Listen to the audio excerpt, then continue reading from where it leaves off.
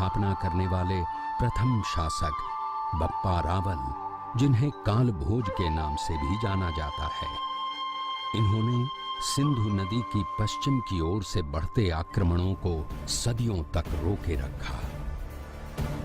इन्हीं के वंशज महाराणा कुंभा हुए, जिन्होंने अपने शासनकाल में 33 किलों का निर्माण करवाया, जिनमें विश्व प्रसिद्ध कुंभलगढ़ और चित्तौड़गढ़ का विजय स्तंभ मुख्य हैं। इसी राजवंश में एक और महाप्रतापी राजा राणा सांगा हुए, जिनका साम्राज्य अफगानिस्तान तक फैला था, जिनका जीवन चरित्र शौर्यपूर्ण गाथाओं, त्याग और बलिदान से भरा है। युद्ध के दौरान उनके शरीर पर 80 घाव लगे थे, जिनमें एक आंख, एक हाथ और एक पांव बुरी तरह से जख्मी होते हुए भी स्वाभिमान की रक्षा के लिए युद्ध में वे सदैव तत्पर रहे। पराक्रम और बलिदान की इस गाथा में एक नाम पन्नाधाय भी है, जो कि एक गुर्जर जाति की धाय मां थीं, जिन्होंने अपने पुत्र चंदन का बलिदान देकर राणा उदय सिंह की रक्षा की, जिनके पुत्र महाराणा प्रताप हुए।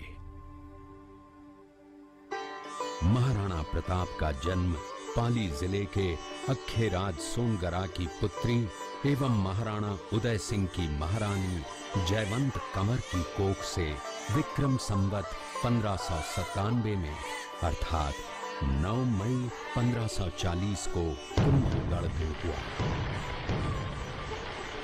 बाल्यकाल चित्तौड़गढ़ में गुजरा।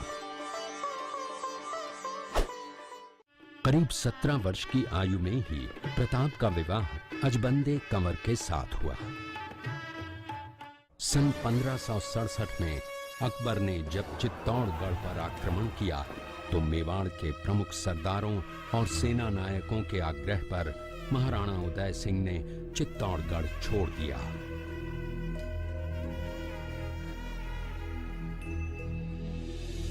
मुगलों के प्रति उनमें घृणा के भाव जागृत हो गए।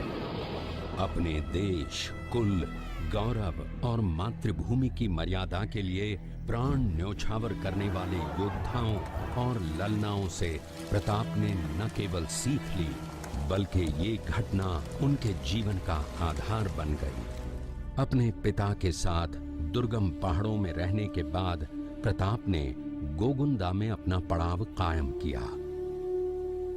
फरवरी 1572 को महाराणा उदय सिंह का देहांत हुआ।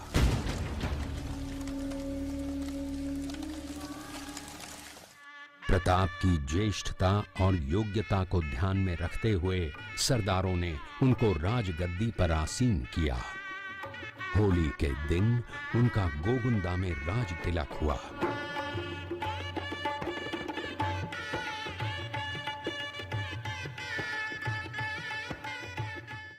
उस समय तक लगभग सभी राजाओं ने मुगल सम्राट अकबर की अधीनता स्वीकार कर ली थी।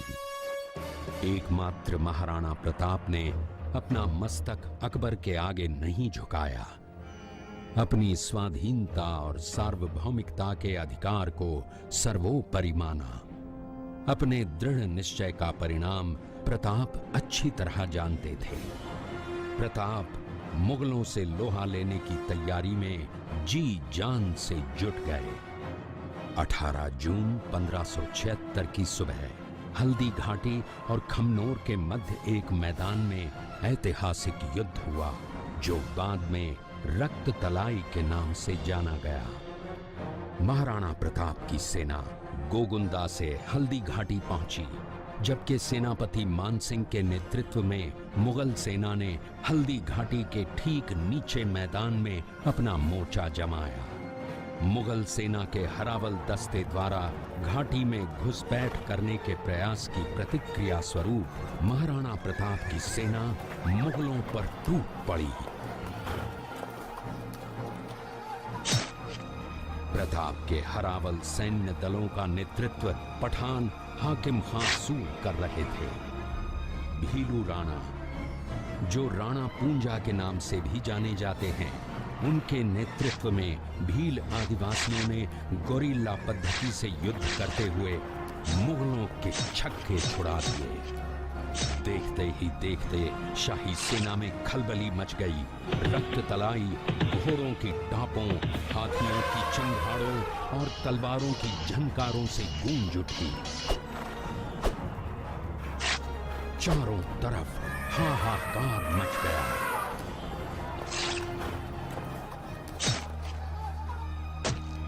युद्ध का घटनाक्रम अचानक उस समय बदल गया जब प्रताप ने अपने घोड़े चेतक को एड़ लगाकर मानसिंह के हाथी पर चढ़ा दिया और उस पर भाले से भरपूर वार किया। मानसिंह हौदे में दुबक गया। हाथी से उतरते समय चेतक की एक टांग कट गई। इस स्थिति को भांपकर महाराणा प्रताप के हमशक्ल सेनापति झालामान ने महाराणा प्रताप से आज्ञा लेकर उनका राजमुकुट धारण किया। मुगल सेना झालामान को महाराणा प्रताप समझकर उन पर टूट पड़ी। झालामान शहीद हो गए। उधर चेतक ने अपने स्वामी को 5 किलोमीटर तक 3 टांगों पर ही लेकर एक बरसाती नाले को पार किया। उसके पश्चात उसके प्राण पखेरु उड़ गए। इस युद्ध से महाराणा प्रताप के मन पर गहरा प्रभाव पड़ा।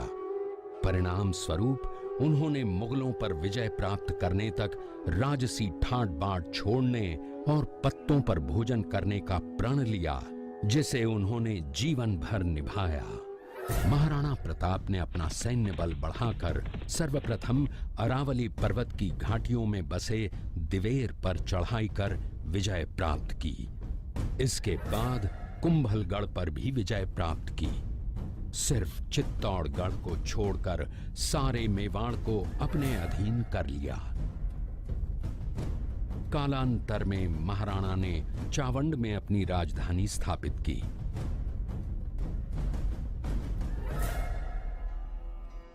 19 जनवरी 1597 को राणा प्रताप ने मात्र 57 वर्ष की आयु में इस संसार से प्रयाण किया।